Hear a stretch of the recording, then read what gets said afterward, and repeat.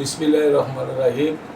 আমার সাংবাদিক আমার সমবয়সী গ্রুপের কথা আমি আপনার কথা উত্তর দিতেছি। আসলে আমি বিগত 1938 সাল থেকে জাতীয় দল করি। আমি যখন জিলা স্কুলে মেট্রিক পরীক্ষা দিচ্ছি তখন থেকে মরহুম আকবর হোসেন সাহেব তখন জাতীয় দলে অন্তর্ভুক্ত হয়, কুমিল্লা আসেন।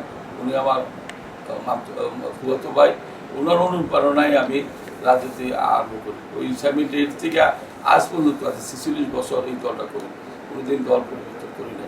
আল্লাহর রহমতে এই বিনিময়ে আমি কুমিল্লা সিটি কর্পোরেশন পরিষদ চেয়ারম্যান ছিলাম, কুমিল্লা সিটি কর্পোরেশন প্রথম সিটি মেয়র ছিলাম, 2017 আবার মেয়র ছিলাম। আমি আমার পার্টির স্বার্থে পার্টিকে সামনে আগার জন্য দুইবার আওয়ামী লীগের সময় আমি 2বার সিটি কর্পোরেশন দাঁড়াইছি। আল্লাহ আমার কামিয়াব করছে। আমি ধারাবাহিকতা আমি রাজনীতি করে আসছি। আমি কিন্তু কর্ম বলি না, আমি কইরা কাজ করে আমি সামনে আসি। সুতরাং আজকে আপনারা জানেন 5 আগস্টের পরে এই আল্লাহর অবদানে, আমি সবসময় বলি আল্লাহর এই অবদানে আমরা আবার মুখ খুলতে পারছি, কথা বলতে পারতেছি। কিন্তু আমি একটু আবার শব্দ জানাই, যারা ওই দিন শহীদ হয়েছে 1500 বা 2022 আমার ঠিক জানা নাই, আমরা তো কেউ শহীদ হইতে পারি না।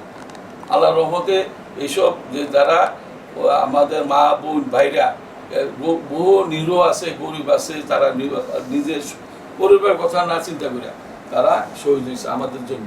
সুতরাং আমরা আমাদের কর্তব্য যারা বিএনপি করি, তারা এই সামনে যদি আল্লাহ দিলে নির্বাচন হয়, 2026 সালে 12 ফেব্রুয়ারি নির্বাচন হয়, আমাদের দলকে সামনে আগে যাওয়ার জন্য আমরা তার হিসাবে যে 31 দফা দিছে এই কথাগুলি বলার জন্য আমরা সামনে যাবো, সবাইকে বলবো। যদি নির্বাচন হয় আমরা যখন সবে উৎসবভাবে ভোট কেন্দ্রে যায়, ভোট দেয়, ক্যারে ভোট দেয় এটা বড় কথা, কিন্তু ভোট কেন্দ্রে যায় এই কথাগুলি আমরা আগেও বলছি, এখন বলছি। এইবার আজকে আমাদের সেপ্টেম্বর 1 তারিখ বিএনপির 25 বার্ষিকী। এই 25 এই দলটা মরহুম বীর মুক্তিযোদ্ধা জিয়া রহমান সাহেব এটা প্রতিষ্ঠিত করে গেছেন, গণতন্ত্র ফিরিয়ে দিয়ে গেছেন।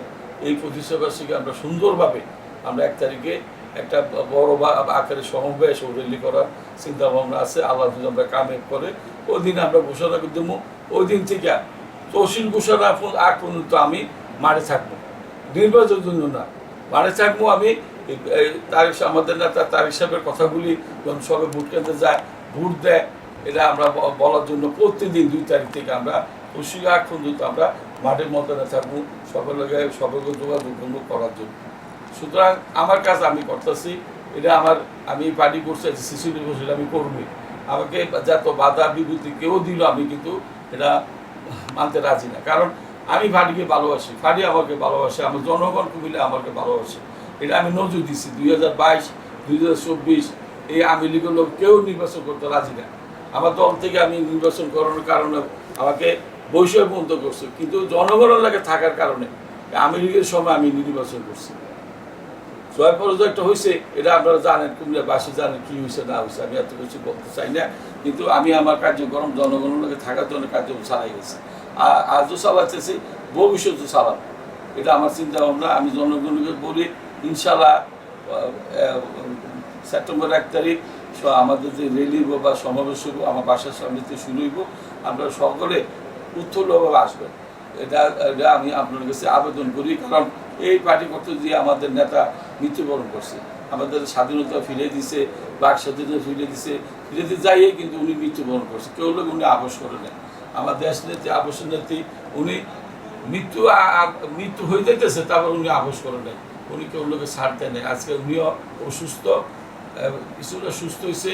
আমি সবার কাছে দোয়া চাই, উনি তো সুস্থভাবে হইয়া আমাদেরকে আবার নেতৃত্ব দিতে পারে।